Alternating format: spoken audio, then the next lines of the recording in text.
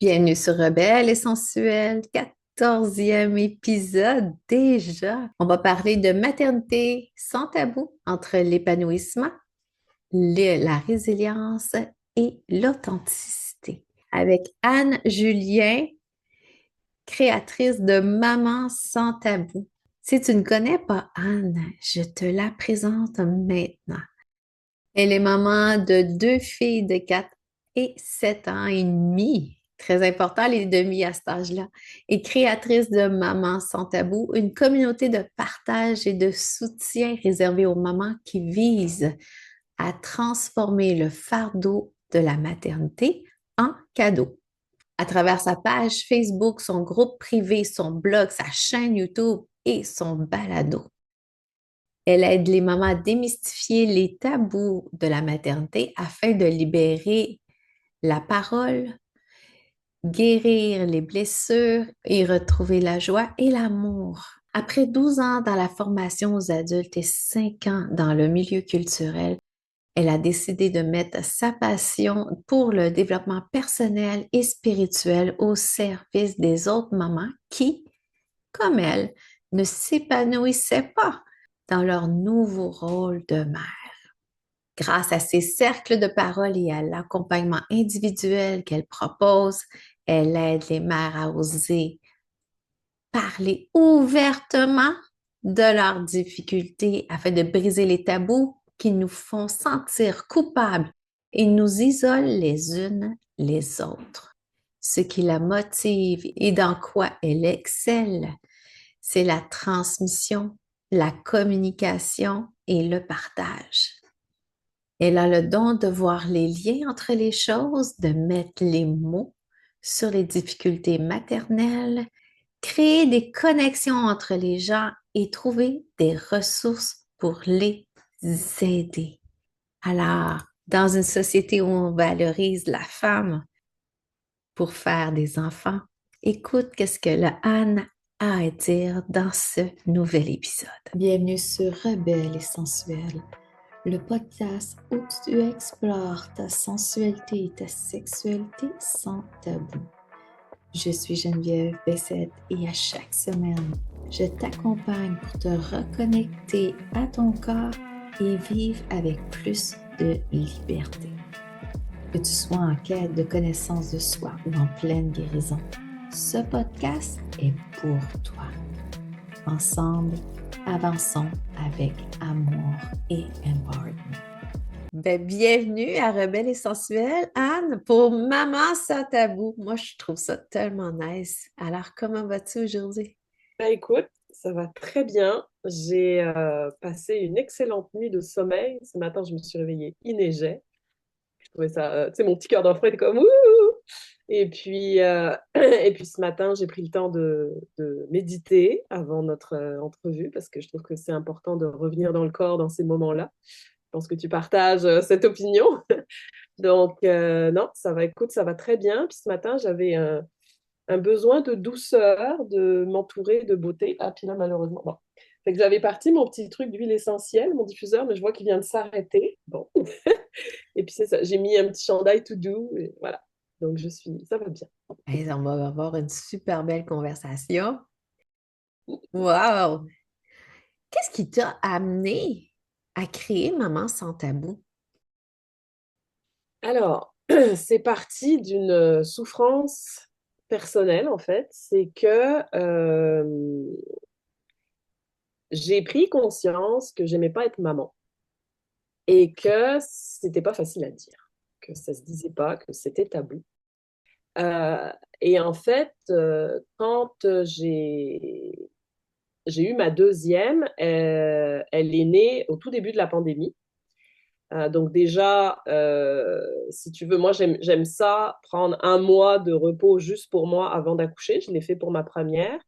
Et là, je voulais le faire pour la deuxième, mais là, je me suis retrouvée avec la deuxième à la maison, qui avait à l'époque 3 ans et demi, donc c'était pas tout reposant. J'ai quand même pu accoucher en maison de naissance comme je voulais. Enfin, idéalement, je l'aurais faite à la maison, mais là, avec la situation, ils préféraient qu'on aille à la maison de naissance. Mais comme c'était le deuxième, j'ai senti les signes avant-coureurs, donc bon, c'était un peu moins l'accouchement, pas catastrophique, mais Ça a été très vite pour la première, on s'est fait surprendre, c'est pour ça que je voulais être à la maison. Et alors, ça a été un bébé, enfin, je trouvais plus facile, j'avais aussi plus de, je pense, de compétences parentales. Puis le fait que mon mari travaille de la maison, ben, tu sais, quand elle faisait ses siestes, moi, je pouvais sortir, je n'étais pas obligée toujours de l'emmener avec moi ou moi de rester à la maison. Mais j'ai quand même eu un espèce de down et j'avais vu passer la proposition d'une amie et mentor qui s'appelle Monica Canducci qui décrivait exactement comment je me ressentais. Donc, en fait, j'ai fait comme, c'était des cercles en ligne à l'époque avec elle Ouais. et j'ai commencé à travailler avec elle. J'ai repris en fait ce que j'appelle mon chemin de guérison parce que j'avais déjà fait une thérapie suite à une rupture amoureuse qui avait bon, chamboulé beaucoup de choses. Et puis, c'est ça, avec elle, c'était plus dans le spirituel, mais moi, ça me parlait vraiment. Et puis, après, celle qui m'a amené à découvrir les enseignements autochtones qui me guident beaucoup. Et elle m'avait dit, je sens que toi, tu vas partir un projet autour de la maternité. Tu sais, elle avait juste lancé ça comme ça. Et moi, Wow. je savais, j'avais dit à mon chum que une fois que Sophie, donc ma plus jeune, irait à la garderie, je voulais pas retourner travailler là où j'étais. J'avais pas trop aimé comment il m'avait traité pendant ma grossesse. Il n'avait pas vraiment respecté mon besoin de repos. Et puis, j'en avais marre de travailler pour quelqu'un, tu vois. Puis pendant mon premier congé maternité, je m'étais dit, j'aimerais ça, réfléchir à ce que je veux faire, etc. Puis bon, le congé maternité, hein, on s'entend, c'est pas un congé. Non, Donc pas du finalement, il tout. était en Pas du tout. Donc, à la deuxième, je me suis dit, on va attendre qu'elle rentre à la garderie. Mais j'avais dit à mon mari, écoute, est-ce que tu es correct avec ça? Je ne sais pas combien de temps ça va me prendre. Je sais que je vais retravailler parce que moi, j'ai besoin de ça dans la vie, mais tu sais, je ne sais pas, ça me prend 1 an, 2 ans, 3 ans, 4 ans, trouver ce que je veux. Et j'ai suivi une formation qui s'appelle Vivre de sa passion, qui, à la base, c'était pour nous enseigner à monter des formations en ligne. Moi, j'ai été formatrice en français langue seconde pendant 15 ans. La formation, je connais, tu sais, j'aime transmettre, et là, à la base, je voulais faire une formation sur les 7 chakras, retrouver la femme en soi. Et en fait, plus j'explorais à travers les exercices, dans le groupe aussi, il y avait des échanges, plus je me rendais compte que non, c'était pas les femmes ma cible, c'était les mères. C'était Oh. vraiment plus ciblé que ça. C'était les mères, pas la femme. En fait, c'est retrouver la femme derrière la mère, si tu veux. C'est plus ça. Ouais, le rôle qu'on emprunte puis qu'on oublie l'autre aussi. Exact. Et les autres, parce que pour moi, il Les y en a. autres, oui.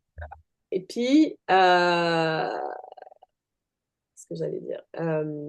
Et puis, en fait, je me suis rendu compte aussi que j'attirais à moi pas juste des mamans, mais des femmes qui n'ont pas d'enfants, qui se questionnent sur leur désir d'enfant, qui ne peuvent pas avoir d'enfants. Enfin, toi, et donc, j'ai commencé en fait à lire beaucoup sur la maternité parce que ça m'intéressait. Et j'ai parti une page Facebook parce qu'ils nous avaient dit, bon, vous voulez vendre un produit, il faut avoir une communauté auprès de laquelle le vendre. Tu sais.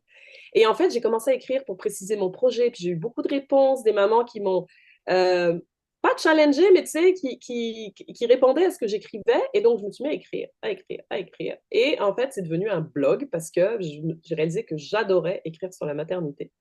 Mais au début, c'était juste sur Facebook. Tu sais, je n'avais pas de site web, tout ça. Ah. Et après, j'ai parti à un groupe privé sur Facebook parce que je me suis rendu compte que mes écrits touchaient beaucoup de mamans. En fait, je mettais des mots sur ce qu'elles ressentaient aussi, mais il y en avait beaucoup qui n'osaient pas commenter parce qu'elles avaient peur que quelqu'un qui a mis Facebook avec eux voit. Donc, tu vois, comme quoi c'est vraiment tabou. Ah ouais, Puis mais c'est... j'ai choisi de le mettre au pluriel parce que je me suis dit, je ne veux pas être la seule maman sans tabou. Je veux qu'on soit plusieurs. Donc, j'ai tout mis au pluriel. Je veux qu'on s'attaque à tous les tabous, puis je veux que toutes les mamans puissent parler de tout ce dont on n'ose pas parler. Puis ce qui m'a vraiment lancé, en fait, c'est quand une amie qui savait que, tu sais, il y avait ça qui bouillonnait, elle m'a envoyé un article de la presse qui parlait du livre Le regret maternel de Astrid Duro de Ligny. Donc, c'est une Française qui vit à Montréal, qui a publié un livre sur le regret maternel. Et elle me dit, regarde, on commence vraiment à en parler, quoi. Et là, je me suis dit, OK, si elle se lance, je vais me lancer aussi. Puis au fil Wow. du temps, ah ouais. Oh, wow. Et en fait, au fil du temps, je me suis rendu compte que moi, c'est pas tant le regret qui m'habite, parce que si c'était à refaire, je le referais, parce que ça m'a apporté énormément de cadeaux, en fait, ce chemin. Je dis toujours, c'est un peu mon chemin de croix. Moi, c'est de l'ambivalence, c'est-à-dire, il y a des choses que j'adore dans le fait d'être mère, et il y a des choses que je n'aime pas du tout. Et c'est plus de dénoncer un petit peu tous ces conditionnements sociaux, cette vision un peu trop idyllique qu'on a de la maternité, cette idée qu'on est toutes faites pour ça, qu'on va toutes s'épanouir là-dedans, qu'il faut tout donner aux autres. Donc, c'est tout ça un petit peu que je veux déconstruire. Et ce que j'aime, en fait, dans ce que je fais, c'est que euh, ben moi, ça m'a aidé à me guérir encore plus, en fait. Mm. L'écriture, c'est extrêmement thérapeutique. Puis là, je me déploie, je sens que tu sais, toutes mes cordes s'allument, en fait. J'ai comme envie de... Donc, voilà, c'est pour ça que j'ai parti ça. C'est important que tu parles aussi de qu'on est toutes faites pour ça. C'est à quelque part un dogme religieux qui nous impose ça, qu'on soit devienne des machines à bébé, puis que j'en connais plein de femmes qui ne désirent pas d'avoir d'enfants. Est-ce que ça les fait moins femmes? Non. Est-ce qu'ils sont inaccomplis à cause de ça? Non. Non, puis il n'y a pas qu'une façon d'être mère. Comme je dis, tu peux pas être mère physiologiquement ou tu veux pas l'être. Mhm. Mais tu peux, tu sais, quand tu es entrepreneur, on s'entend, en entreprise, c'est comme un bébé, tu crées quelque chose en fait. Être mère, c'est mettre au monde quelque chose et s'en occuper. Donc, et comme je dis toujours, tu sais, il y a une mère très célèbre en France qui s'appelle Mère Teresa, qui n'a Oui. jamais eu d'enfant. Mais c'était Non. notre mère spirituelle à toutes. Donc voilà. Celle qui guide, la matriarche, C'est ça. celle C'est qui ça. inspire. Prend soin, qui inspire, qui transmet. Ouais, exactement. C'est ça. Exact. On va aller dans des sujets plus spécifiques, dans Oui, différentes sphères de la maternité. Je parfait. commence par quelque chose de difficile. Je ne sais pas si ça te concerne directement ou peut-être une de tes clientes ou dans ton Mhm. entourage. Comment traverser le deuil, qu'il s'agit de la perte d'un enfant ou la transformation d'une femme que l'on était, Mm. tout en restant connecté à son corps et à ses émotions. Alors, j'avoue que quand j'ai vu cette question, je me dis, ouh, ça commence fort. Mais tu as raison, en fait, ça commence par là. Moi, ta question, ça me fait penser, d'abord parce que ça me rappelle à mon entrée dans la maternité, c'est faite par un deuil. Parce que quand on est allé au premier rendez-vous d'échographie, en fait, j'ai appris que j'avais un bébé mort dans le ventre. Et que j'ai commencé par une fausse couche. Donc, en fait, moi, j'ai été mère 3 fois. Et, euh, et ça a été difficile parce que tu sais, je m'y attendais pas. J'avais dit à tout le monde, parce qu'en fait, c'est ça, ça nous avait pris 1 an quand même, avoir un enfant. Et en plus, la découverte de ma grossesse s'est fait vraiment par hasard. En fait, j'avais pris rendez-vous pour savoir pourquoi ça marchait toujours pas. Alors, je savais que j'avais le syndrome des ovaires polykystiques, donc ça pouvait rendre les choses plus difficiles. J'avais pris la pilule pendant 12 ans, je pense. Enfin, donc bon, je savais, puis quand on s'y est mis, j'avais 6 ans. Ok. Donc, Voilà, OK. Fait que c'est oui, comme ça m'a pris l'anxieux du temps de trouver léger le qui est mot. comme ouf. Ben attends, ça aussi, on va en reparler parce que là aussi, il y a beaucoup de mythes.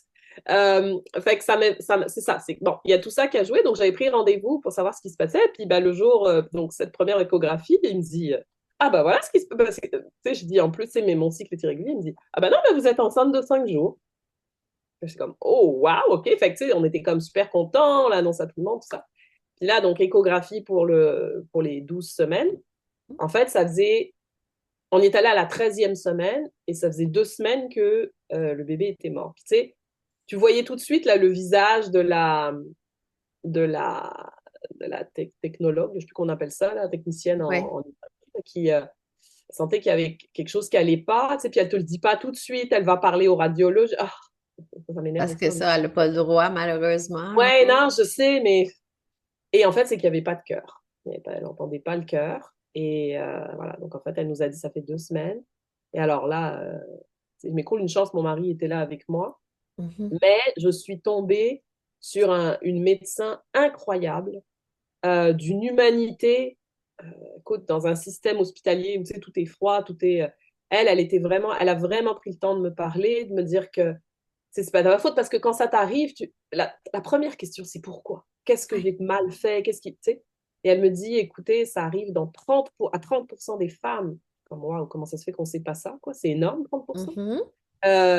Puis tu sais, elle me dit, vous avez rien fait de mal, c'est comme ça. Elle dit souvent, c'est le corps qui s'entraîne, il n'y arrive pas du premier coup. Donc en fait, elle dit, surtout ce qu'elle m'a dit, qui m'a vraiment fait du bien, elle m'a dit, euh, on va quand même faire des tests pour savoir s'il y a une cause en particulier pour vous donner des chances la prochaine fois. Mais elle m'a dit, euh, c'est un mal pour un bien. Si le bébé n'est pas viable, c'est que le corps sait que ce bébé n'est pas viable. Donc, c'est une bonne chose qu'il meure maintenant, en fait. La Oui, nature est bien faite. Et ça m'a fait du bien de me dire, mais ok, tu sais, c'est vrai. Tu sais, on peut pas forcément y arriver du premier coup. Puis, donc, on a fait les. Alors, si ce qui a été assez horrible, c'est qu'ils m'ont fait un curetage parce qu'il était comme trop tard avec les médicaments, tout ça. oui. Puis le curetage en soi, tu sais, là aussi, j'étais super bien prise en charge. Mais c'est qu'ils m'avaient pas, ils n'étaient pas sûrs d'avoir tout retiré, donc ils m'ont redonné l'espèce d'anesthésiant pour retourner enlever de quoi. Et mais c'est qu'après, j'étais dans un espèce de choc vagal, c'était extrêmement désagréable. Bon. Puis après, ben, c'est le deuil qui vient après. Sur le coup, j'ai peut-être sous-estimé en fait l'importance de ça.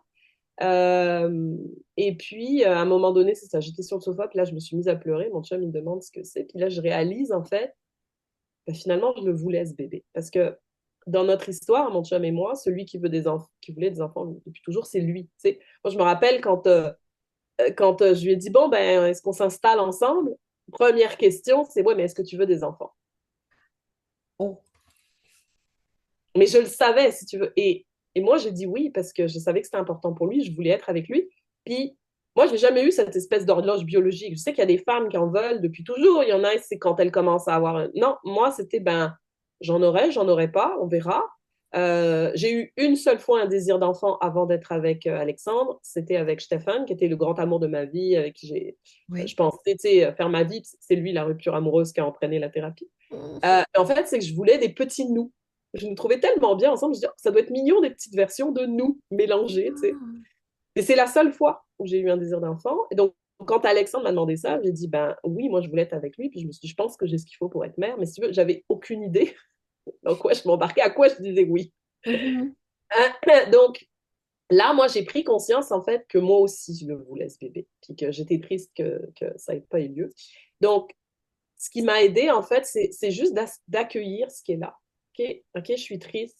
Puis de laisser sortir ça, de nommer, en fait, ce que je ressentais. Très, très Et une fois important. que ça s'est fait, ben, tu vas de l'avant, quoi. Mais il faut se donner ce temps parce que souvent, on va se pitcher tout de suite dans l'action, on va tout de suite se dire, OK, je retourne en faire un. Tu sais, je pense, par exemple, aux mamans qui sont en processus de fertilité. Mhm. Je pense qu'il faut se donner. Le corps est lent, hein, c'est le plus lent de tout à processer. Je pense qu'il faut lui laisser le temps d'accueillir, de transformer ce qui est là, puis de reprendre ses énergies pour repartir sur autre chose. Un peu comme, moi j'aime ça, là, l'analogie avec les saisons, là. Mhm. L'automne, hein, c'est toute une saison. Là. Les arbres, ils prennent tout leur temps pour déposer leurs feuilles, puis après, ils se reposent en hiver, puis après, ça repart au printemps. Tu sais, faut pas sauter d'étape. C'est ça que je Mais pense tu que as c'est important. tout à fait raison parce que dans un monde qui va vite, le monde pense vite, mais il ne Mm, pense pas que le corps, puis je dis souvent dans mes cours de yoga, j'ai maintenant dans ton Shavasana, laisse le temps, tu as fait consciemment ta routine de yoga, laisse le temps à ton corps maintenant de l'intégrer. Tu sais, c'est pas pour rien que quand tu t'entraînes, tu es courbaturé le lendemain, le surlendemain. Donc, c'est la même chose pour la maternité. mm, Tu as soulevé quelque chose d'important aussi, notre, comment je pourrais dire ça? Pas notre habilité, mais notre façon de nous culpabiliser. Dans le sens que ça n'a pas marché, on se sent tout de suite coupable, comme si tout devait être parfait, timé et tout ça, c'est incroyable. mm. Ouais, ouais, ouais. Mhm. Puis, puis dans ta question, je pense qu'il y a aussi le deuil de la femme d'avant, hein. Oui, Et ça, moi, ça a été le plus difficile à traverser. Mais je pense que ce qui aurait pu m'aider à mieux le traverser, c'est de savoir ce qui se passait. Moi, j'ai entendu parler de la matrescence, donc le fait que la femme euh, se transforme et qu'elle vit une transformation qui est aussi forte que l'adolescence, en fait, au niveau hormonal, oui, identitaire, psychologique, tout ça. Donc, elle vit ça quand elle donne naissance, en fait, et ça dure à peu près 9 mois aussi, comme un autre accouchement, et que toute sa vie, son identité, ses repères sont chamboulés. Moi, j'ai découvert ça, en fait, quand j'ai lancé Maman sans tabou. Donc, Ah, ma fille avait 3 ans et demi et je venais d'en avoir une deuxième. Ben, de lire là-dessus, de savoir que ça existe, que c'est normal ce qu'on vit, qu'il y a un deuil à faire, qu'il y a plein de choses auxquelles tu dois renoncer, en tout cas temporairement, parce que maintenant que mes filles sont plus grandes, je me rends compte qu'il y a des choses qui reviennent comme avant et des choses qui se sont transformées. mhm. Mais de savoir, ça aide. Donc, c'est pour ça aussi que moi, je veux libérer la parole. Je me dis, il faut qu'on parle, il faut que tout le monde sache c'est quoi la matrescence, c'est quoi le regret maternel, c'est quoi l'ambivalence, c'est quoi le mum rage. Parce que le fait de savoir que ça existe, qu'il y a des gens qui ont étudié là-dessus, qu'on n'est pas seul, ça apaise, hein, parce que la question, c'est toujours Oui. pourquoi, qu'est-ce que j'ai mal fait, tu sais, qu'est-ce qui va pas, pourquoi j'y arrive pas. Moi, c'était ça, mais pourquoi j'arrive pas? Pourquoi je trouve ça si difficile d'être maman, de me retrouver seule avec un enfant, pourquoi mon chum, lui, il a le droit de retourner travailler, sa vie est comme avant, puis moi, non, tu sais. Il y avait tout ça, cette espèce de sentiment d'injustice. Fait que comprendre, savoir ce qui se passe et aller chercher de l'aide. Moi, j'ai fait un début de burn-out maternel, dépression postpartum. J'ai pas eu de diagnostic clair, mais ça ressemblait à ça. Je suis allée voir un thérapeute, en fait, homme. Puis Ah, ouais, au début, j'étais comme, ah, mais c'est une femme qui me l'a recommandé. Elle m'a dit, écoute, c'est un homme qui a une compréhension de la femme et de la mère. Donc, je suis allée le voir et effectivement, en 2 séances, en fait, il a mis le doigt sur le bobo. C'est ben, retourner travailler, retrouver la femme. Tu sais. oui. Euh, ça va vous faire du bien. Donc, puis il m'a dit une chose aussi, il m'a dit, vous savez, la maternité, c'est à peu près la seule chose avec la retraite. Mais après, il s'est ravisé, il a dit non, la retraite, c'est pas vrai parce qu'on peut retourner travailler si on veut et qu'on est capable physiquement. Mais il me dit la maternité, c'est à peu près la seule chose où on peut pas revenir en arrière. Non. Il y a un avant et il y a un après. Oui. Et ça m'a fait du bien aussi d'entendre ça. Oui, c'est vraiment un processus, un voyage transformateur, la maternité. Ouais, Je ouais, l'ai vécu comme ça, moi. Oui. ouais. Mhm. Donc, tu sais, ce que je trouve amusant dans ta question, c'est traverser le deuil tout en restant connecté à son corps. Ben, j'ai envie de dire, pour traverser le deuil, il faut rester connecté à son corps et à ses C'est la seule émotions. chose qui est Et- vraie, là. C'est palpable, le corps, là. Oui, oui, oui, Tu sais, oui, tu as bien beau te faire un million de scénarios, mais si ton corps ne suit pas, ça ne marchera pas. c'est ça. Mais on est tellement habitué tu sais, avoir toutes les réponses là que. Mhm. euh, euh, Faut retourner dans le gut feeling, comme ils c'est disent. ça, c'est ça, c'est ça. Ouais. Hey, si on est rendu à quel conseil donnerais-tu pour équilibrer l'entrepreneuriat? Qu'est-ce que tu fais présentement? Et la maternité, tout en cultivant une relation apaisée et respectueuse avec son propre corps. Oui. Alors, ça, J'adore ça, c'est vraiment toi, là. Dans oui, la l'énergie que question tu m'a fait dégages, sourire c'est parce signé, Anne.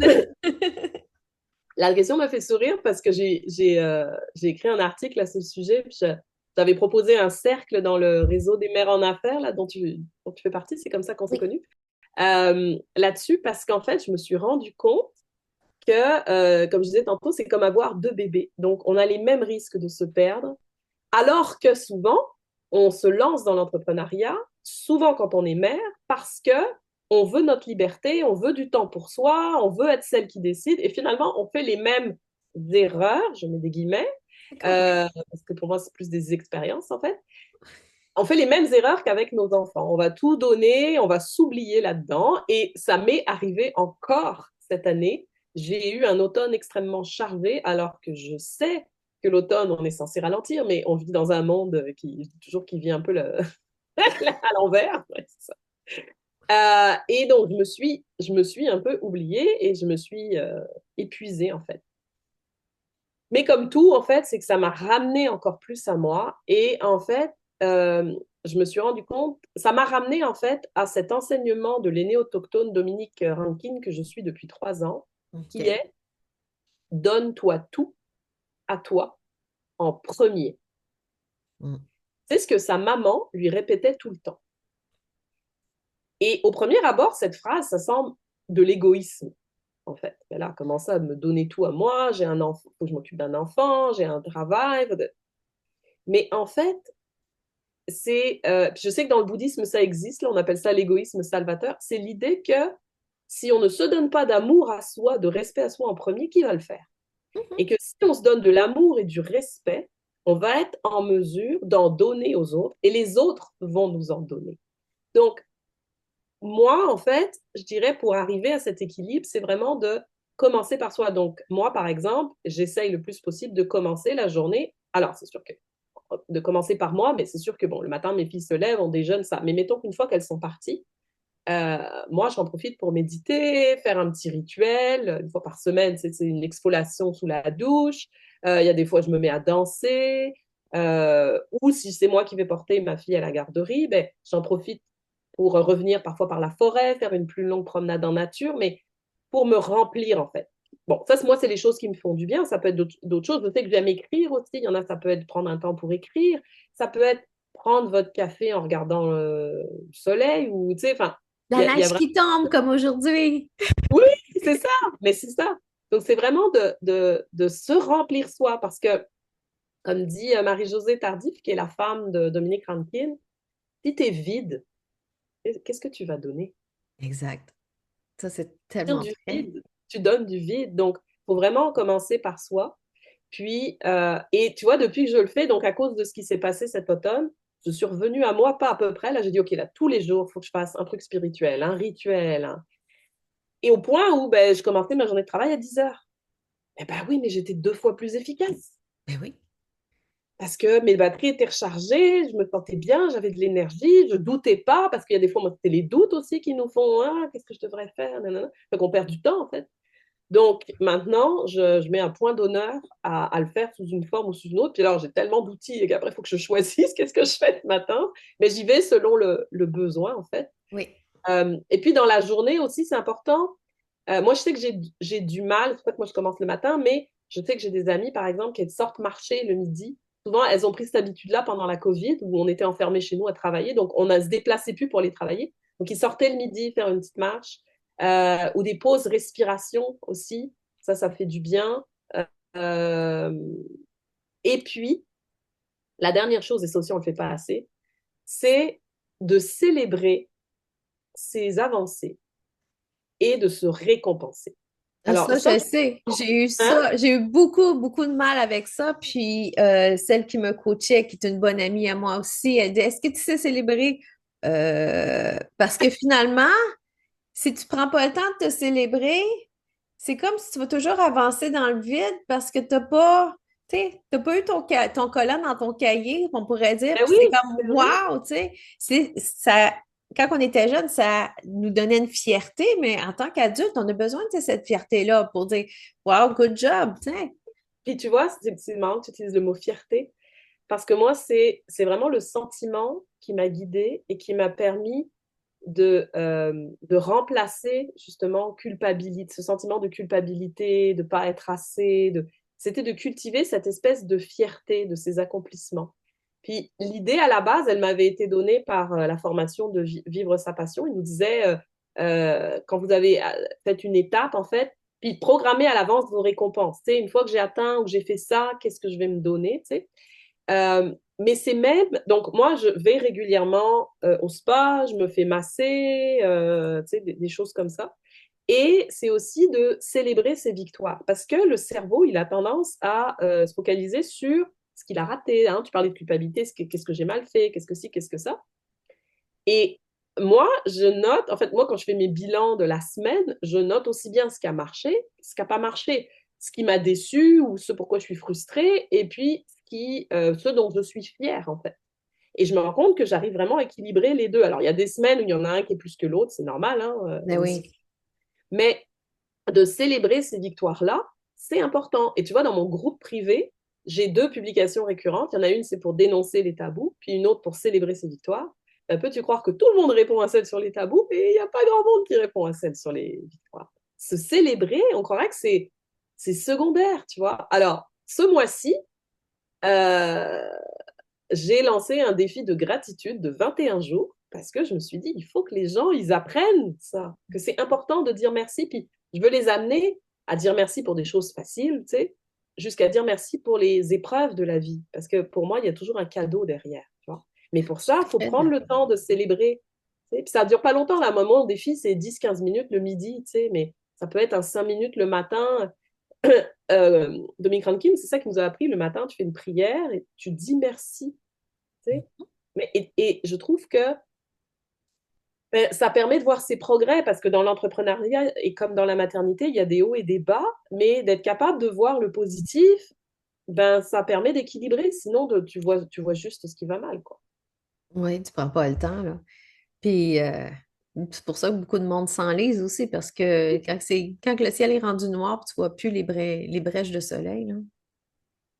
Ben, c'est ça. Tu vois, par exemple, pour prendre un exemple dans l'entrepreneuriat, on a participé tous les deux au marché de Noël du RMA. Bon, il n'y a pas eu grande affluence. Non, je sais, Mais mais c'était beau à voir, par exemple, oui, tes oui, réactions face à nos sujets respectifs. ouais, Tu avais des gens qui passaient tout droit, puis tu avais des gens comme Ah, c'est quoi tu fais? ouais, ouais. Puis, moi, j'ai aussi beaucoup appris en observant vos tables, les gens avec qui vous parliez, enfin, tu sais, ce que vous faisiez. Donc, je me suis dit, ah, OK. Tu vois, par exemple, j'ai réalisé en voyant ta table, je me suis dit, OK, elle affiche vraiment ce qu'elle offre. Moi, je me cache derrière des petits produits que je vends. Ah, Ben, ça a été un super bel apprentissage. Donc, juste ben pour oui, ça, je suis contente d'y avoir participé, tu vois, parce que ça m'a permis de mieux comprendre ce qui se jouait, tu sais. Donc, non, je trouve que c'est ça. Il y a toujours des belles choses à retirer de tout. ben oui. Surtout en entrepreneuriat, je trouve que c'est une formation continue qu'on va avoir toute notre vie d'entrepreneur. Ouais, Mhm. ouais. Fait que voilà. Est-ce que ça répond Tu à ta parles, question? ben oui. Oui. Tu parlais de rituels, puis je pense que le prochain, il est vraiment. Tu as répondu en partie à la question. Oui, C'est je comment pense, ouais. une maman peut-elle préserver ses ressources intérieures et nourrir une connexion profonde avec elle-même, même dans les moments de surcharge émotionnelle. Tu l'as dit, se célébrer, avoir des rituels pour soi, Mm. penser à soi en premier. Ouais. Puis savoir ce qui nous fait vibrer. Ça, c'est difficile quand on est dans la période de matrescence parce que c'est en réflexion, c'est en changement. Mais revenir à soi, justement par tout ce que j'ai nommé, méditation, journaling, tout ce que tu veux, ça permet de savoir que moi, en fait, je me suis rendu compte, OK, écrire, ça me fait vraiment du bien. Et après, je me suis rappelé, je me suis dit, mais c'est vrai que petite, j'écrivais des longues lettres, j'écrivais des journaux de bord quand je partais en vacances. Tu vois, j'ai toujours aimé écrire, si tu veux. Donc, c'est pour ça que ça me nourrit autant. Ou être dehors, j'aime toujours être dehors. Donc, quand j'étais en congé maternité avec ma deuxième, tous les midis, j'allais faire une promenade dans le quartier, tu sais, ça me faisait du bien. Donc, une fois qu'on sait ça, ça permet de se ressourcer. Le problème, en fait, j'ai envie de dire, c'est quand tu es dans le moment de surcharge émotionnelle. C'est toujours là que je trouve. Et moi, c'est ça qui a été le plus difficile parce que j'ai suivi plein d'ateliers là-dessus, justement, la gestion des émotions. Puis tu te rends compte, c'est pas juste celle des enfants, mais c'est celle des parents C'est aussi. la nôtre aussi. Mais tellement, mais je me suis dit, tu sais, elle nous disait toujours, ben, il faut vous attraper avant que ça arrive. Je dis, mais comment on fait ça, tu sais? Alors, elle nous donnait des trucs, tu sais, quand tu es dans le moment pour évacuer la colère, déculpabiliser. Ça revient aussi avec le deuil, tu accueilles ce qui est là, puis se retirer. C'est important, il faut penser à soi encore. Tu sais, tu te retires si t'es pour exploser ou si tu as explosé, parce que c'est pas bon pour les autres. S'il y a un papa dans ta famille, tu confies au papa, tu sais. Mais faut se protéger et protéger les autres quand ça arrive. Mais c'est aussi de s'observer, en fait. C'est que souvent, après, on se dit, ah mince, là, j'ai eu un épisode de colère, j'ai crié sur mes enfants, je me sens mal, je me sens coupable. Oh oui. Mais c'est de revenir dans son corps, de se dire, OK, qu'est-ce qui s'est passé? OK, comment je me sens? OK, puis essayer moi, je dis de faire de rejouer le scénario dans sa tête. Qu'est-ce qui s'est passé? Qu'est-ce qui m'a amené là? Parce qu'en fait, ton corps, il t'envoie les signes, hein, mais tu Mhm. ne t'écoutes pas. Donc, OK, essayer de refaire le chemin inverse, puis se dire, ah, OK, c'est ça, ah, c'est ça. Moi, je sais que par exemple, quand j'ai faim, j'ai pas de patience. Donc, si le souper n'est pas prêt, puis que mes filles m'achalent, puis alors là, c'est sûr que je vais me mettre à crier. Donc, OK, ben la prochaine fois, puis penser à des ressources. OK, qu'est-ce que je peux faire la prochaine fois?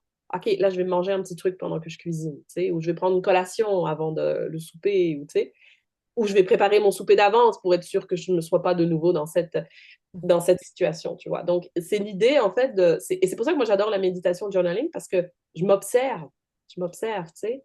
Et j'aime ça aussi, revenir parfois le lendemain matin, mettons, d'un épisode de colère.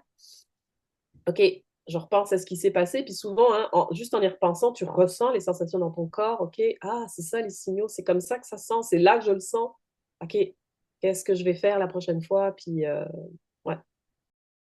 Comme tu dis, écrire, ben, tu sais, c'est nous qui devrions nous connaître le mieux. Puis écrire, c'est comme si tu écrivais à quelqu'un d'autre, mais pour te relire toi. Mhm. Fait que je trouve que c'est vraiment important.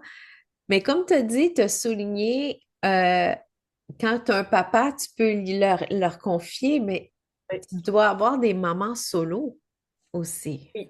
Oui, alors moi, je leur lève mon chapeau parce que moi, c'est vraiment un truc que je pourrais pas faire. Alors, je le fais de plus en plus. Là, tu sais, hier, mon mari, par exemple, il n'était pas là, mais elles sont plus grandes. Mais quand les enfants sont vraiment en bas âge, moi, je trouve ça difficile. Alors, tu peux toujours, si c'est un bébé, tu sais, tu peux toujours le laisser dans son parc, il sera en sécurité, tu sais, dans son lit. Toi, tu t'en vas dans une autre pièce. Oui, il va pleurer, c'est sûr, mais il sera plus en sécurité que s'il est avec toi et que tu es sur le bord d'exploser.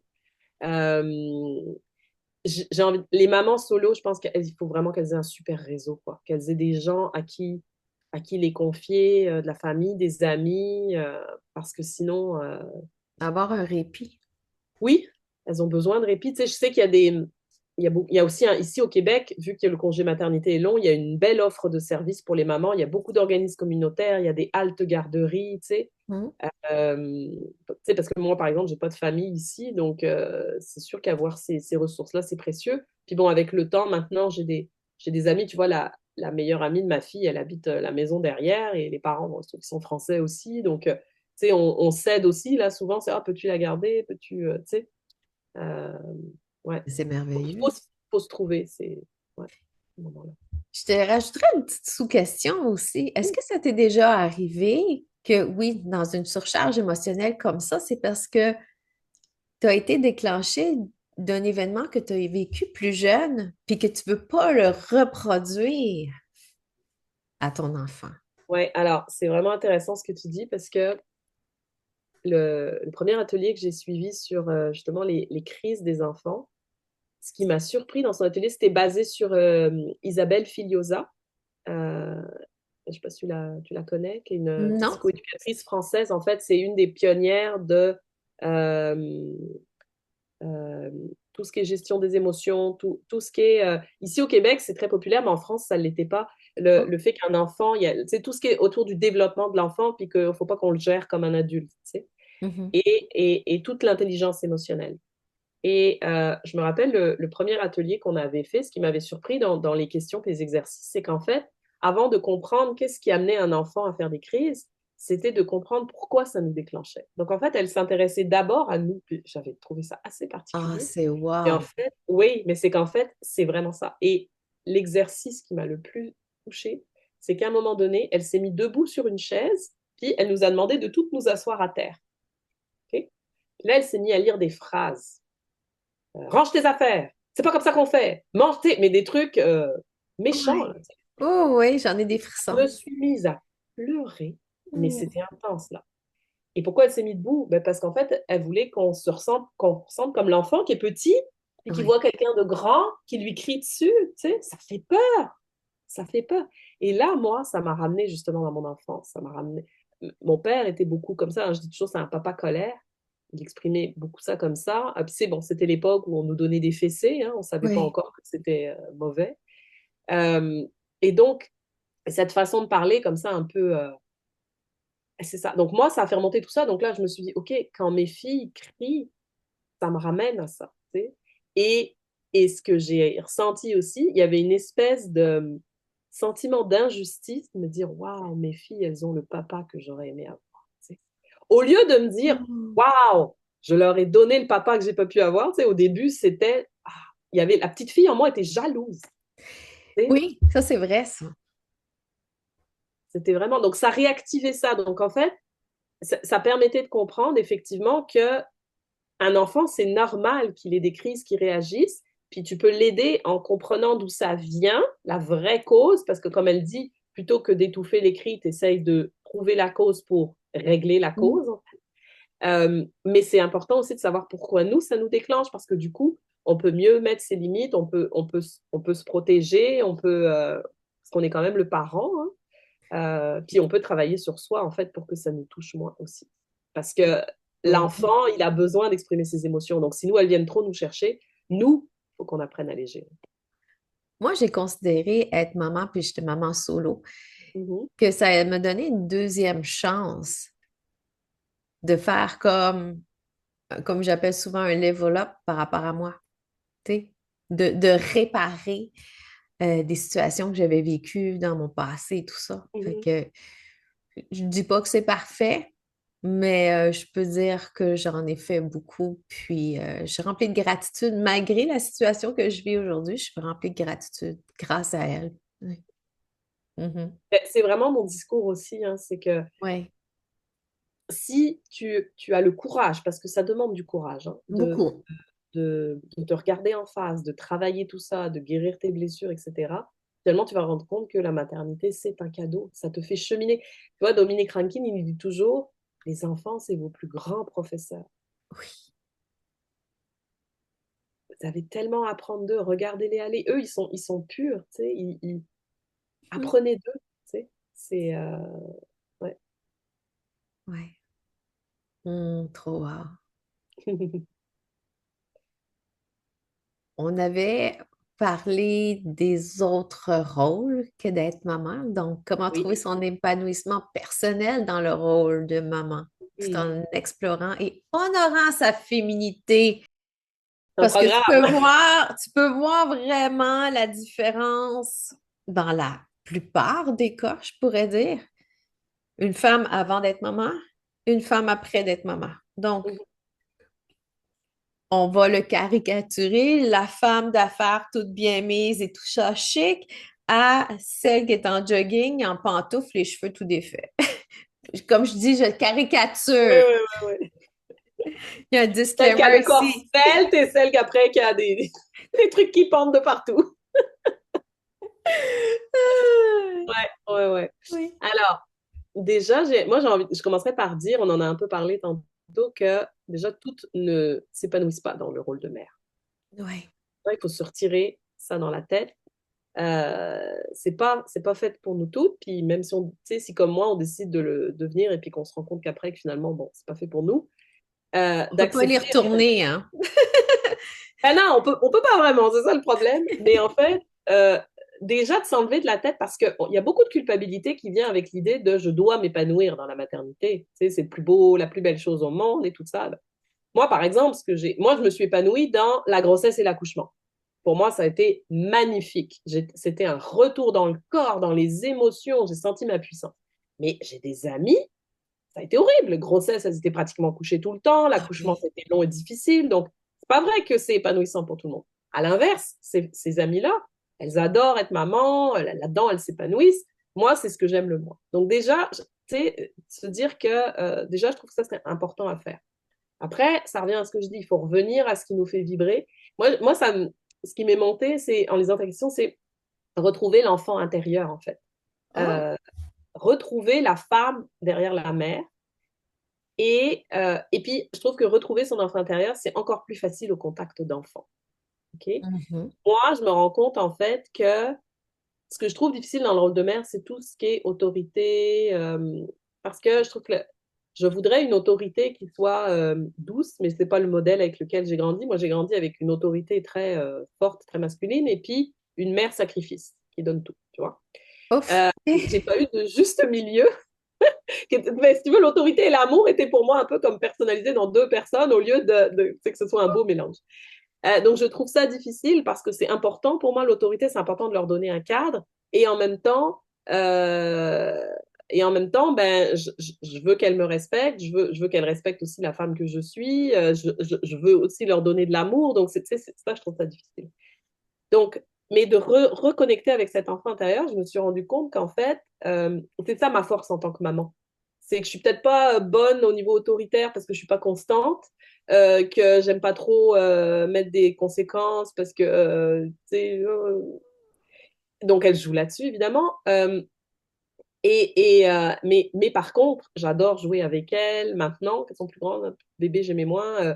Tu sais, je leur fais des blagues, on fait la routine en faisant le robot routine, enfin, tu sais, des choses comme ça. Oh. Je me rends compte que il y a des mamans qui sont pas comme ça, tu sais. Puis c'est correct, elles ont d'autres qualités. Mais moi, c'est ça, en fait. C'est que ma petite fille joue avec, ma petite fille en moi joue avec les petites filles que j'ai. Tu sais.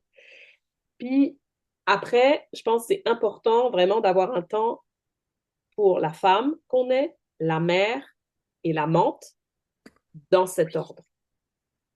Comme je disais, on se donne d'abord tout à soi, on revient d'abord à la femme. Moi, ce qui m'a beaucoup aidé dans mon cheminement, c'est quand j'ai travaillé avec Monica, la mentor que je mentionnais tantôt. On revenait beaucoup, on travaillait avec les 5 éléments, terre, eau, feu, air et Espace. l'amour, le cœur, Ouais. comme on l'appelait. Euh, et en fait, c'était des espèces de danse intuitive avec les éléments. Moi, bouger, hein, j'aime méditer dans l'immobilité, mais j'aime aussi méditer en bougeant. Et il y avait un exercice qu'on faisait où on s'auto-massait, mais tu sais, en faisant des tu sais, et ça Oui. m'a amené à aimer de nouveau mon corps. Parce que tu sais, quand tu as les seins qui pendent parce que tu as pu, quand tu as du ventre parce que tu as accouché, quand tu as des vergetures, etc., t'as pas une bonne image de ton corps, en fait. Mais en fait, juste en prenant le temps chaque matin de tâter, d'observer, OK, là, c'est dur, là, c'est mou, mais en fait, c'est chaud, c'est doux, puis là aussi, c'est mou. Tu sais, souvent, on dit, ah, c'est flasque. Ah, mais en fait, ah, mais attends, c'est confortable. Ah, c'est là que j'ai des bonnes sensations quand j'ai bien mangé. Enfin, tu sais, Hmm. puis mes seins, ils sont mous, mais tu sais, ils ont nourri mes enfants. Enfin, donc, tu recrées comme ça de l'amour pour ton corps. Eh oui. Et peux-tu le croire, à faire ça, ben, j'ai finalement, alors est-ce qu'il y a juste ça, j'en sais rien, mais j'ai finalement perdu du poids et j'ai retrouvé en fait, de l'amour pour mon corps. Euh, Puis après, la mère, parce que je pense que bon, notre conjoint étant un adulte, ses besoins sont moins prioritaires que ceux de nos enfants qui sont plus petits. Donc, une fois qu'on a pris soin de la femme, on peut répondre aux besoins de ses enfants. Et l'amante, il ne faut pas délaisser sa vie de couple, mais ce n'est pas évident. Et moi, j'ai même eu une phase, en fait, où, après chacun de mes accouchements, j'ai eu une aménorrhée qui a duré, je pense, la première année, c'était 2 ans. Et Oh, avec Sophie, c'était peut-être un peu moins long. Ouais. Et en fait, c'est parce que on a diagnostiqué, j'ai un prolactinome. Donc, en fait, même quand j'arrête d'allaiter, mon corps pense qu'il est encore en train de produire du lait. Donc, du coup, il ne produit pas de sang, il n'y a plus de cycle. Tu sais, il ouais. est encore. Fait que je suis comme bloquée dans la phase mère. C'est comme il ne veut pas Oh, revenir oh. OK. femme. Donc, j'avais travaillé aussi là-dessus parce que, tu sais, il y avait plus de sexualité. Plus de sexualité. Il n'y avait plus de désir de mon côté, plus de libido. Donc, moi, j'avais pas de manque. C'était mon mari qui en avait. Mais moi, j'étais ouverte à, tu sais, on était quand même très caresse, bisous, on a toujours été comme ça. Mais j'aurais été ouverte à ce qu'on fasse des choses sans qu'il y ait forcément pénétration, si tu veux. Mhm. Et mon mari, lui, pour lui, le sexe, ça va juste avec ça, si tu veux. Donc, il voyait pas, s'il n'y avait pas de pénétration pour lui, c'était pas forcément une relation sexuelle, tu vois. Donc, là aussi, il a fallu qu'on C'est déconstruise. très J'ai eu pas dans répandu tes chez la jante masculine que faire l'amour comme tel, c'est pénétration, mais il y a tout alentour. Il y a vraiment une conception de la sexualité à reconstruire. C'est drôle parce que j'en ai parlé dans un de mes podcasts aussi qui va Ouais, être avant toi. ouais, ouais, ouais, non, donc faut revenir à ça. Et puis tu vois, alors récemment, Puis c'est ça, c'est qu'en fait, à cause de cette conception masculine, moi j'ai essayé quand même, mon mari est quand même très ouvert, donc je lui ai fait lire, tu sais, il n'est pas spirituel comme moi, mais il est très ouvert, donc je lui ai fait lire des choses et tout. On a essayé un petit peu le tantrisme, on a essayé des Hmm. pratiques entre nous. Et à un moment donné, et il y a c'est ça, il y a ma soothérapeute qui est aussi dans l'énergie et tout ça, qui m'a dit, mais c'est à nous de leur montrer le chemin. Parce que elle est dans un couple où c'est elle qui a beaucoup de libido, puis son mari répond pas à la demande, mais elle me dit, puis il est pas du tout, je me rappelle plus quel syndrome il a là, où il sent pas vraiment les émotions des autres, alors que c'est une hypersensible. Et en fait, elle m'a dit, c'est à nous de leur montrer le chemin, en fait. Et ça OK. commence par soi, là encore. Et donc, j'avais le goût de refaire du tantrisme. Je me suis dit, je vais commencer toute seule parce que la femme qu'on suivait, on ne l'aimait plus trop. Alex n'était pas trop à l'aise avec, donc j'ai cherché quelqu'un d'autre. Et j'ai dit, je vais commencer par moi. Puis ben, si j'aime son énergie, après, j'irai faire une retraite de couple avec mon mari. Et j'ai commencé par le cercle de l'œuf de jade. Ah, ça, c'est génial. Ah, une découverte. C'était magnifique. Et en fait, et il y a eu une tellement belle connexion dans le petit groupe qu'on était cette journée-là on s'est même parti un groupe Zoom où en fait, toutes les 2 semaines, on partage, on se fait une pratique ensemble, on se motive, etc. Et en fait, ce qu'on est en train de découvrir, on se réapproprie notre plaisir, notre corps. Tu vois, hier soir, en plus, on en avait une, alors je trouve le timing parfait avec ton podcast qu'on enregistre aujourd'hui. On en avait une et moi j'étais dans ma période yin, hein, donc j'allais avoir mes règles. Et d'ailleurs, c'est vraiment bizarre, la pratique a fait que je les ai eues aujourd'hui d'avance. OK. Mon corps devait avoir besoin de repos. Et en fait, donc normalement en période yin, t'es pas censé faire une pratique intense, de faire monter le désir, t'es plus dans le. Et donc c'est ça que j'ai fait en fait. J'étais beaucoup dans les dans les caresses, dans le, tu sais. Et en fait, mais même quand je fais mes contractions autour de l'œuf, en fait, je me rends compte que eh ben, c'est pour me donner du plaisir à moi, que j'ai pas forcément besoin de mon mari. Et quand je suis avec lui, je me rends compte que si lui, il est dans son truc et qu'il connecte pas forcément, ben, je peux quand même avoir du plaisir parce que moi, je suis 100% dans mon corps, tu vois. Donc ça aide parce que j'étais aussi beaucoup dans ma tête à ce niveau-là. Donc là encore, c'est pour ça que je dis qu'il faut commencer par soi. Faut essayer de trouver des. Moi, c'est ça qui m'a Ouais. ramené. Puis il y a beaucoup d'enseignements à faire parce que le monde, il pense que le tantrisme se fait uniquement en deux, mais non, ça commence avec la relation avec toi. Il faut Exact. quelqu'un qui lead, pas nécessairement là, dans une pratique en couple, mais quelqu'un qui montre la voie à l'autre. Mais il y a toujours question de réceptivité de l'autre côté. On ne peut pas faire ça tout seul. Non, non, c'est sûr. C'est Mhm. sûr. Ouais. Mais là encore, ça se travaille dans la communication, dans le. Puis, tu sais, je pense que si l'autre, il voit que toi, tu es plus épanoui, tu es mieux dans ton corps, tu as plus de plaisir, je pense qu'il va y avoir un effet d'entraînement, tu vois.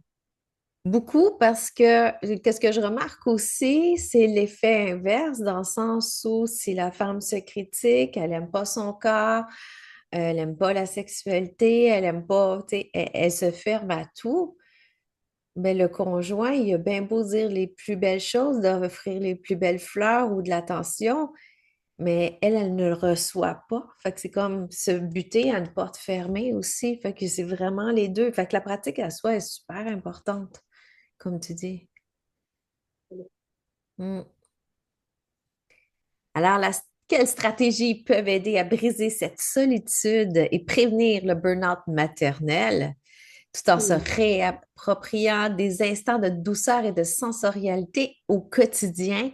Alors, tu Hmm. m'as déjà parlé de briser la solitude. Là, Oui, tu t'es entourer, occupé de toi exact. avec des pratiques tantriques, Oui, sortir, se créer un réseau pour, au cas où pour les répits, le burn-out aussi maternel, tu l'as dit, tu l'as aller déjà chercher de vécu. l'aide, ouais, c'est ça, ouais, ouais, Oui, ouais, puis des ouais. moments de douceur, ça veut dire nos rituels. Exact, c'est vraiment ça. Euh, Ouais, c'est vraiment c'est ça. C'est à partir du moment où on s'entoure, on va chercher de l'aide, on a un réseau, qu'on peut dégager du temps pour soi, ben là, on peut trouver justement, cultiver ces moments, en fait, ces Oui. moments à soi. Comme je disais, moi, j'aime mieux faire ça en début de journée, mais après, chacun suit son rythme. Mais oui, c'est vraiment important. Moi, je connais de plus en plus de mamans qui prennent un petit peu le temps de méditer Mhm. puis, tu sais, en plus, de nos jours, il y a de plus en plus d'applications, de choses comme ça, là, où, tu sais, si tu sais pas méditer tout seul, tu suis une méditation guidée, et puis ça fait du bien. Il y en a aussi, c'est apprendre à se déposer en fin de journée. Moi, j'avais fait ça aussi une fois. Je me rendais compte que finir de travailler, puis aller chercher mes filles, si j'y allais pas à C'est pied, roche, roche. ça. Ouais, fait que de prendre un petit moment, de méditer, OK, qu'est-ce qui s'est passé dans ma journée, comment je me sens. Aussi, comme ça, on se rend compte avant qu'on accueille ses enfants, OK, dans quel état on est, parce que du coup, on sait si on va être justement sensible à une crise ou pas. Tu sais. Puis souvent, les enfants, c'est des éponges. Donc, si nous, on est dans un état, ah ben, tu peux être sûr que eux, ils vont être pareils, ils vont le sentir, parce qu'ils sont là. Là encore, c'est nos professeurs, ils sont là pour nous montrer Oui. ce qui se joue en nous, en fait, et nous aider, en fait, à le dépasser, quoi. Mais c'est Mhm. souvent, à chaque fois, je me dis, mais pourquoi c'est quand moi, ça va pas, qu'elles, elles vont pas? Parce que du coup, je suis pas en mesure de les aider, mais en fait, c'était pour dire, maintenant, commence par toi. Ben, c'est ça, t'es pas réceptive non plus, puis les autres, ils perçoivent tout. Exact. C'est ça. Ouais. Oui, le petit moment pour moi, c'était, j'essayais de me lever plus tôt que ma fille pour savourer un café, pour dire, OK, comment je vais, puis qu'est-ce que j'ai à faire aujourd'hui, puis go. Ouais, vraiment. Ouais. Oui.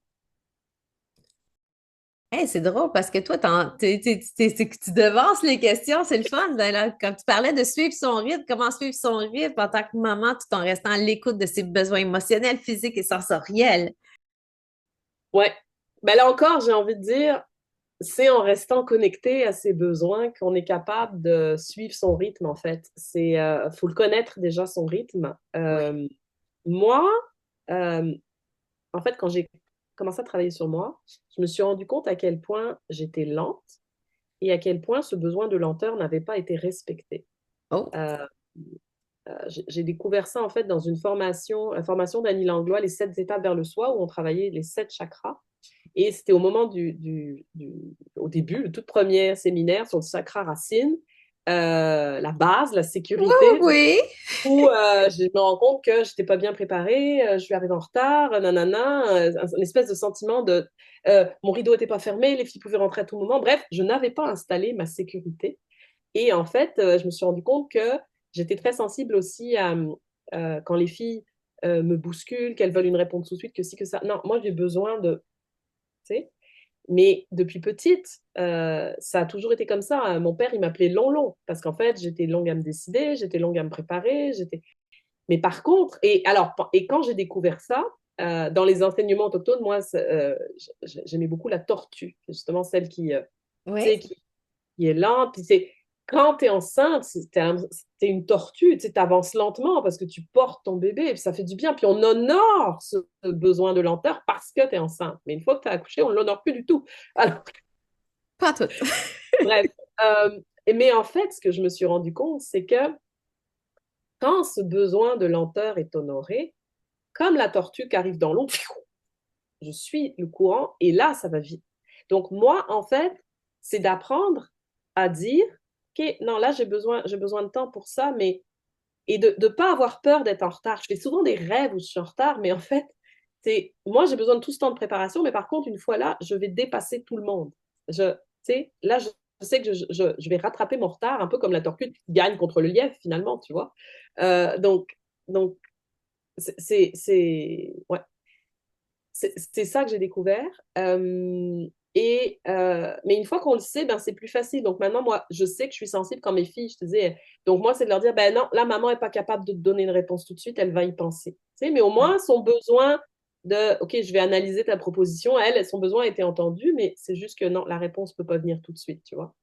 Euh, Moi, ce qui m'a permis, en fait, d'honorer tout ça, ça a été de quitter mon emploi et de partir mon entreprise, parce que je trouve qu'il y a beaucoup d'employeurs qui ne sont pas encore assez sensibilisés à notre réalité de maman, surtout parce que c'est encore beaucoup des hommes, mais même quand c'est des femmes, souvent quand c'est des femmes très ambitieuses, qu'elles aient eu ou non des enfants, ben, il y a des fois, non, elles ne comprennent pas que... Tu sais, moi, j'ai une amie qui a, qui avait trouvé le poste de ses rêves et tout, mais à la fin, à l'entrevue, il voulait absolument, je pense, 3 jours de télétravail. Non, 3 jours au bureau et 2 jours de télétravail. Et elle avait demandé, tu sais, un jour de télétravail en plus. Et puis, bah, ils lui ont dit non parce que, tu sais, la politique, c'était ça. Puis, bah, tu sais, ils commencent à dire oui à une, etc. Wow. Et même si elle était hyper qualifiée pour le poste, c'était ça qu'elle voulait, c'était sûr qu'ils allaient la prendre, elle a dit non. Elle a dit non, non, moi, c'est vraiment essentiel pour moi ce jour en plus. Ah bah, le directeur l'a rappelé pour lui dire, bon, ben, si on n'est qu'à un jour du bonheur, on va vous accommoder, tu sais. Mais c'est Oh, parce qu'il a fallu qu'elle mette ses limites. Parce qu'elle aurait très bien pu dire, bon, ok, je veux absolument ce... Non, non, elle a eu l'intelligence de se dire, ok, non, moi, ma priorité, c'est ça. Des opportunités, il y en aura d'autres, mais... Et tu vois, Mais il a fallu qu'elle, tu vois, qu'elle s'impose pour qu'ils disent oui. mm, Donc, moi, c'est pour ça, en fait, que j'ai... Puis, tu vois, je sais que mon discours en touche parce qu'il y en a beaucoup qui trouvent que, justement, ça va trop vite et qui considèrent peut-être se lancer elle-même ou, tu sais, ou trouver autre chose, peut-être travailler. Moi, ça a été, pendant un temps, c'était travailler à temps partiel, en fait, avant que je me lance. C'était, mon besoin, c'était j'ai besoin de 2 jours à la maison et j'ai besoin de réduire mon temps de voyagement. Donc, j'ai cherché quelque chose où je pouvais aller à pied. Ça a été Hmm. ça, sur moi, quand j'étais, ça, c'était après mon premier congé maternité. Ouais, Mais tu c'était as ça. souligné quelque chose de super important par rapport à ton amie, dans le sens où elle a osé demander, exposer son besoin, j'ai besoin d'un jour de plus. Mais combien de femmes disent, par insécurité, par vouloir faire plaisir et tout ça, avaler sa pilule, puis y Mm. aller pareil? Qu'est-ce que tu as à dire à ces femmes-là? C'est vraiment Ben, c'est qu'on incroyable. est conditionné, si tu veux, Oui. dans le discours religieux, social, culturel depuis des siècles. En fait, on est conditionné à ce que la femme, elle prenne soin des autres et qu'elle s'efface, qu'elle Oui. efface ses besoins, qu'elle les mette au service des autres. Euh, et c'est un conditionnement, en fait. Il faut se défaire de cette idée-là.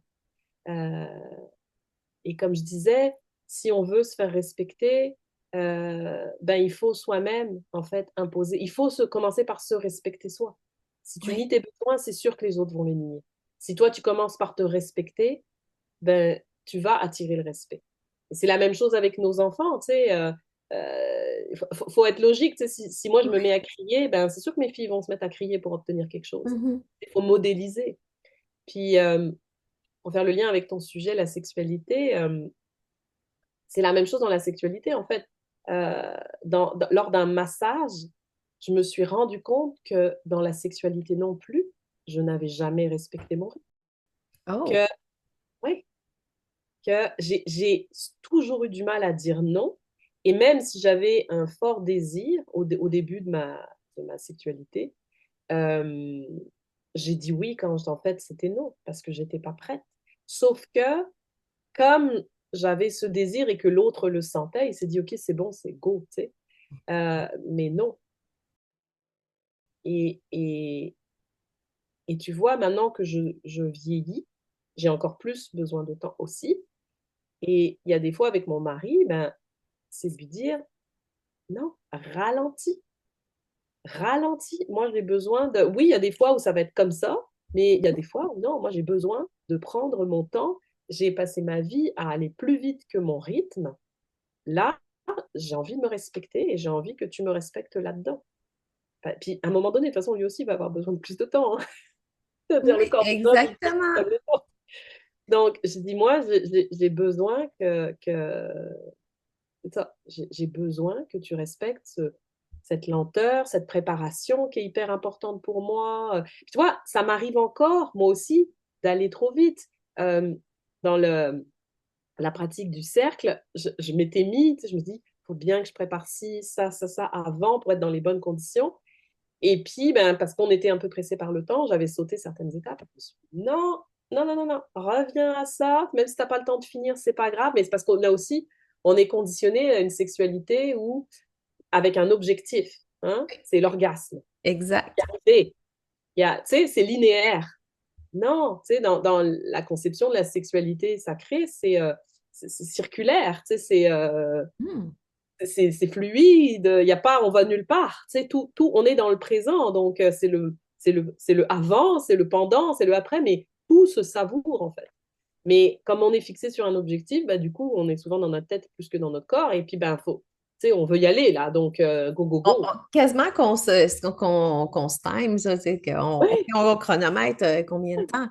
ben, C'est c'est ça. drôle parce que ça, j'en ai parlé dans le consentement du corps Mhm. qui va, je ne sais pas s'il est déjà paru, mais au moment que tu vas sortir, il va être déjà Ouais, paru. ouais. Le consentement du corps, Si, si, c'est si, il que, me semble que je l'ai vu. oui, c'est celui de la Oui, semaine dernière. ouais, je Que pense que je l'ai vu justement. Je me suis dit, oh, un beau sujet. c'est comme, des fois, on va trop vite, tu sais, puis souvent, nous, en tant que femmes, on ne respecte pas notre rythme, on veut oui, puis le corps dit non encore parce qu'il a besoin de préparation comme toi, il est plus lent à comprendre, mais aussi tous ces hommes qui veulent aller trop vite parce que, oh, dans le souci de performance, il faut que je rentre tout de suite, puis c'est comme, non, comme je dis, il y a tout à réapprendre. Ouais, ouais, ouais. Puis tu vois, c'est intéressant cette histoire de consentement parce que ce qui m'a le plus marqué quand j'ai découvert l'œuf de Jade, en fait, c'est que elle nous a dit justement, dans la pratique, elle dit, vous demandez le consentement à votre Oui, corps avant d'entrer l'œuf. oui. Et elle nous a expliqué qu'elle a eu un amant qui lui demandait tout le temps avant de rentrer en elle. Elle me dit, ça a été Ah, tellement libérateur. Eh ben moi, peux-tu croire qu'à la première pratique, j'ai entendu non. Et ben, je me suis braquée, je me suis dit, comment ça, non, tu sais. Et là, je me suis mise à pleurer, je me suis dit, mais c'est vrai, en fait. Ça m'a rappelé toutes ces fois où j'ai dit oui, en fait, quand c'était non, je n'ai pas écouté ce non. Et là, mon corps il me disait, non, non, là, j'ai pas envie que tu le rentres. Mais parce que j'avais à travailler ça, en fait. J'avais à travailler c'est important de demander le consentement. C'est pas parce que ta tête, elle a décidé que ton corps, il veut. Et hier soir encore, ça m'est arrivé, je m'étais dit, on a plusieurs pratiques hein, à faire. Et je m'étais dit, ah tiens, je vais faire la pratique de la déesse du sexe parce que l'autre fois, c'est ça que j'avais fait. Puis... Mais naturellement, mon corps, il est allé vers l'autre pratique, le rituel de base. Puis là, je me suis dit, ah non, c'est vrai, je voulais pas faire ça. Moi, je me dis, non, mais attends, si ton corps, il a senti cet élan, c'est que c'est ça qui doit arriver ce soir, en fait. Et comme de fait, j'étais pas dans l'énergie pour le rituel plus intense de la déesse du sexe, j'étais plus dans une énergie. Donc, mais c'est d'apprendre à écouter son corps qui est difficile. Hein. On nous apprend pas ça assez. Hein. Les enfants, naturellement, ils le suivent, mais on fait tout pour les conditionner à plus l'écouter. ouais, malheureusement, mais c'est vraiment quelque chose à se réapproprier. Puis c'est comme, j'en ai déjà parlé à un homme de ça, peut-être le consentement du corps. Puis il dit, bah, c'est ça, faut que je te demande la permission à chaque fois pour te toucher. Tu es capable de déceler les signes aussi. Oui, mais le problème des hommes, c'est que non, pas toujours. Fait qu'on est obligé de le dire. Puis j'ai déjà eu des amants qui me disaient, ouais, mais tu sais, ça met un frein, ça. Je dis, bah oui, mais si vous n'êtes pas capable de déceler les signes, moi, à un moment donné, il faut que je mette ma limite. Alors, moi, mon chum, c'est l'inverse. Lui, il me dit, non, non, moi, j'ai besoin des signaux lumineux, là. Moi, je comprends pas les messages. Ok, je vais te le Ben oui. dire. Ah, je trouve ça génial. Ah, c'est un bon point que tu apportes que oui, beaucoup d'hommes qui savent pas lire les signes. Mm, Non, mais après, nous aussi, il faut qu'on apprenne à communiquer. Tu sais, il y a une façon de surtout. communiquer sans être rentre-dedans. Ou, tu sais, on peut amener les choses en douceur en partant du jeu, tu sais, en disant, ben, moi, je me sens comme ça quand tu fais ça ou quand il se passe ça entre nous, j'ai besoin de ça.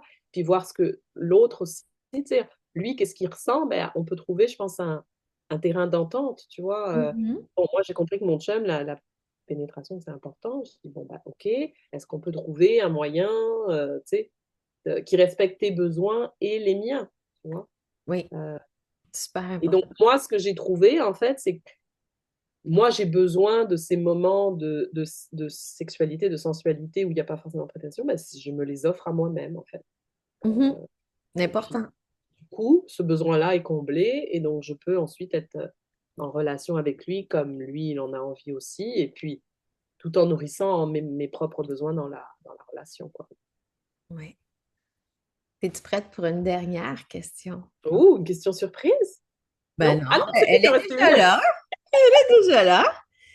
Alors, peux-tu nous Excuse-moi. expliquer comment ton accompagnement aide les mamans à s'épanouir dans leur maternité en les aidant à se reconnecter à leur féminité et leur bien-être global?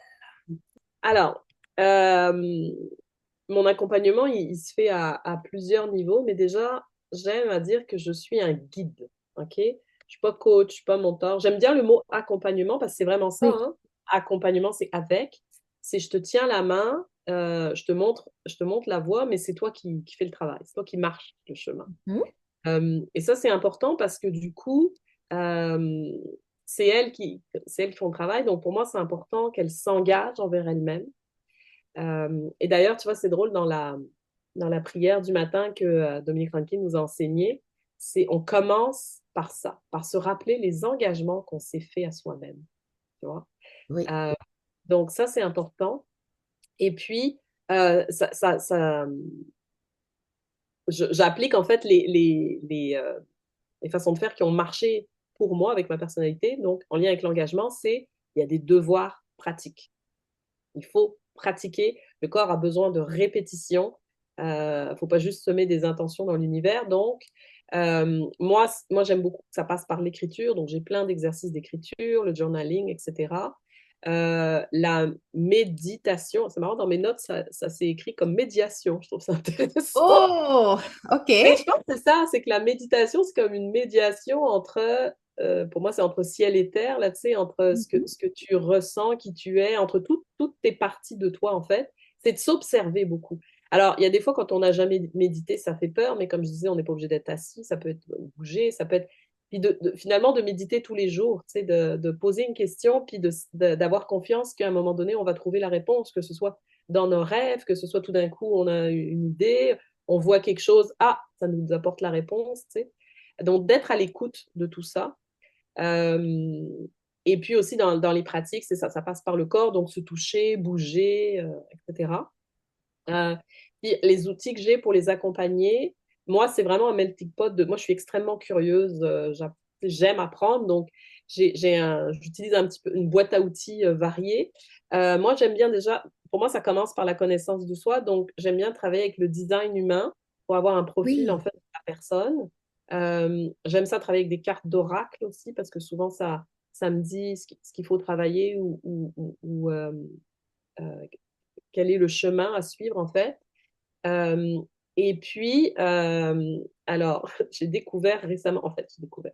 Je pense que je le savais, mais là, c'est devenu très clair. En fait, je vois, je ressens, j'entends et je sais des choses qui me viennent de, tu sais. Oui, c'est de my fun. Ouais, et donc, c'est de faire confiance à ce ressenti-là pour percevoir des choses. Tu sais, quand quelqu'un parle, je peux avoir des frissons, ou ben, comme toi tantôt. Donc, Oui. moi, ça m'indique justement, ah, là, il y a peut-être quelque chose à travailler. Donc ça, c'est plus pour l'accompagnement individuel. Sinon, j'offre des cercles de parole, des cercles de partage, parce que moi, c'est vraiment la médecine qui m'a le plus aidé, en fait. C'est dans un cercle de parole avec justement les aînés autochtones dont je parlais, qu'il y a une femme qui a mis des mots sur ce que je ressentais, euh, qui était que j'ai une préférence pour une de mes filles. Et Oh, ça aussi, c'est tabou. oui. C'est tabou. Sauf que de la même façon qu'un enfant va avoir plus d'affinité avec un parent qu'un autre, puis les enfants, eux, ils le disent. Sans Nous, on le tabou. dit. Exact. Ben, fait qu'elle a mis des mots là-dessus, puis et ça m'a fait du bien. Donc, moi, ce que j'aime dans ces partages, c'est qu'il y a toujours des échos. Hein. Les femmes, on est un peu les miroirs des unes des autres. Ça permet, en fait, de comprendre ce qui se joue en soi, de pouvoir parler aussi, parce qu'on n'a pas beaucoup d'espace de parole dans notre société où on est vraiment écouté. Puis en tant que femme, c'est un besoin crucial. Moi, mon mari, il m'a dit un jour, moi, j'ai une ex, il m'a éclairé un jour sur comment être avec une femme. En fait, elle m'a dit, mais j'ai pas besoin que tu me donnes des solutions, que tu m'aides, j'ai juste besoin que tu m'écoutes parce que le fait que tu m'écoutes, ça m'aide. Et lui, pour lui, ça fait. Waouh. Oui.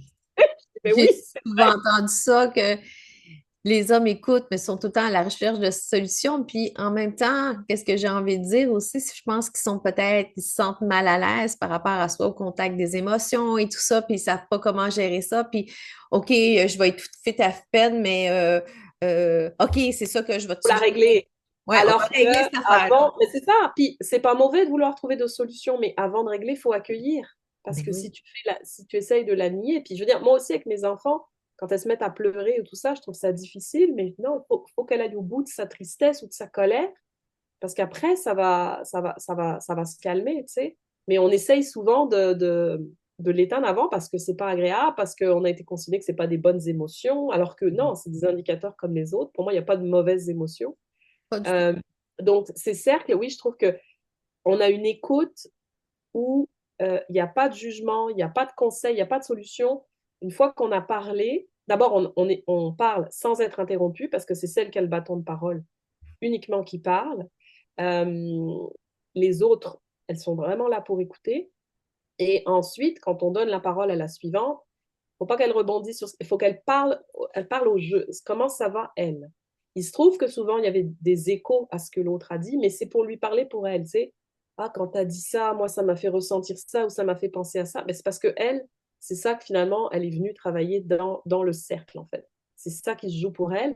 Puis, il faut pas qu'elle parte de sa tête, il faut vraiment qu'elle parte de ce qu'elle a entendu, de ce qu'elle ressent au moment où c'est son tour de prendre la parole. Et quand on le fait en présentiel, il y a vraiment quelque chose de magique. Moi, je me rappelle la première fois que j'ai eu le bâton de parole dans les mains. Puis, tu sais, chez les Autochtones, c'est un beau bâton bien décoré. Waouh, il y a quelque chose de puissant. Là, tu ressens vraiment, là, tu es pleinement dans ton corps. Puis, naturellement, tu sais ce qu'ils montent. Tu sais, dans leurs prières, par exemple, ils ne préparent pas, là, eux, ils ne comprennent pas les prières catholiques ou tu sais, c'est des discours écrits à l'avance. Ou c'est ce qui vient sur le moment. Tu es dans l'instant présent. Donc, c'est ça, je fais des cercles de parole en ligne et en présentiel. Euh, et puis, c'est ça aussi, la médecine du cercle, c'est le fait d'apprendre à écouter les autres en se concentrant vraiment sur ce qu'ils disent, puisque ça nous fait ressentir. Ben, ça aide à s'écouter soi-même. Ça développe cette écoute dont je parlais plus tôt. Et puis le troisième aspect, en fait, c'est tout ce qui est transmission de connaissances. Donc, comme je dis, j'ai un blog, j'ai un balado, moi aussi, qui s'appelle D'une mère à l'autre. Et j'organise des causeries dans les organismes communautaires, justement pour parler de ces questions dont je parlais tantôt, la matrescence, le mum rage, l'ambivalence maternelle, parce que je pense que quand on a des connaissances aussi, ben, ça aide à mieux comprendre ce qui se joue quand on est maman. Donc voilà. Est-ce que ça inclut les mamatinées que j'ai vues sur ton site? Non, ben, en fait, la Mamatine, c'est pas moi qui l'organise, c'est un événement, ben, c'est une des femmes du réseau de Mères en Affaires, justement, qui m'en a parlé. C'est une femme qui organise ça, en fait, c'est un peu comme le marché de Noël du RMA, mais il y en a tous les mois. C'est des matinées où les mamans peuvent découvrir des entrepreneurs locaux. Donc, il y a autant des femmes qui vendent des choses pour les bébés et les mamans que des femmes qui offrent des services comme des rééducations périnéales, du sport pour maman ou ben, de l'accompagnement comme moi j'aide. Donc, en fait, non, c'était un essai. Moi, j'ai participé pour me faire connaître, si tu veux, mais c'est pas moi qui les Ah, organise. c'est bon. Moi, j'aimerais bien aussi en 2025 développer des ateliers. Moi, j'adore travailler en collaboration avec d'autres femmes. Donc, il y a une autre femme qui s'appelait Yasmine Ouellet, avec qui j'aimerais faire un atelier sur libérer la créativité aussi. Parce que je pense que ça va avec la sexualité, ça va avec Deuxième développer. chakra. Ouais, exact. Ouais, donc j'aimerais ça aussi, des ateliers comme ça où je mélange cercle de parole, danse, tu sais, écriture, peinture. Puis bon, moi, je suis pas très art visuel, elle plus, donc c'est pour ça que j'ai envie de m'associer avec elle parce que Oh. chaque femme doit trouver son moyen d'expression à elle. Tu sais, moi, ça a toujours plus été le chant et la danse. Il y en a, c'est plus justement dessiner ou sculpter. Donc, ouais, c'est ça, c'est ça. Hey, c'est tout le temps qu'on avait. Où on peut Oui. te rejoindre? Alors, alors j'ai un site web qui est maman sans tabou au pluriel, mais avec des tirets entre chaque, maman-sans-tabou.ca. Mais tout n'est pas encore dessus.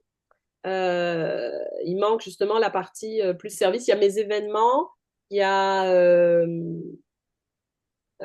oui, il y a mon blog évidemment dessus. Mais il manque, c'est ça, il manque les services. J'espère, là, moi janvier en général, je prends ça relax. Je voudrais peaufiner ça. Sinon, donc, il y a la page Facebook de Maman sans tabou. C'est là où je publicise toutes mes informations. Il y a le groupe privé.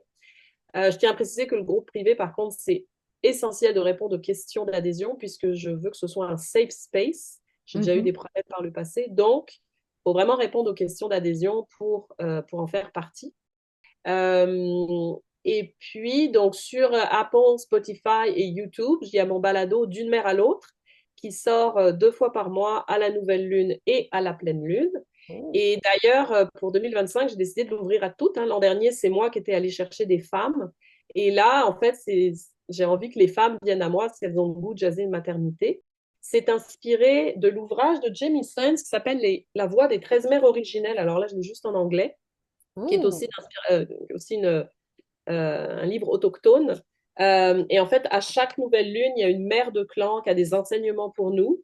Et donc, moi, je m'inspire de ça, puis on discute de ces enseignements avec une femme qui, pour moi, les représente ou les incarne, en fait. Et c'est aussi ouvert aux non-mères, hein, parce que, comme je l'ai dit, la maternité au sens large, dans, euh, dans la saison 1 de 2024, là, j'en ai 2 qui ne sont pas mères. Une par choix, l'autre qui se questionne. Donc, pour moi, c'est important de le préciser. Euh, et et puis ben, je pense que j'ai tout dit. De toute façon, on va tout retrouver les liens dans Oui, la descriptive de l'épisode. Merci énormément pour cette féminité, cette maternité, cette douceur et surtout cette conversation super enrichissante. Merci à toi, c'était vraiment Fait agréable. que nous, on se revoit sous peu Oui, et pour les auditeurs, on se retrouve la semaine prochaine. bye tout le monde. Bye! Merci d'avoir écouté Rebelle et sensuelle jusqu'à la fin. J'espère que cet épisode t'a apporté douceur et clarté. Abonne-toi pour ne rien manquer. Et si ça t'a plu, partage-le dans tes stories en me taguant en commercial genevièvebessette.coach. Je te retrouve la semaine prochaine pour un nouvel épisode où nous poursuivrons ensemble ce beau chemin vers ta liberté intérieure. À très bientôt.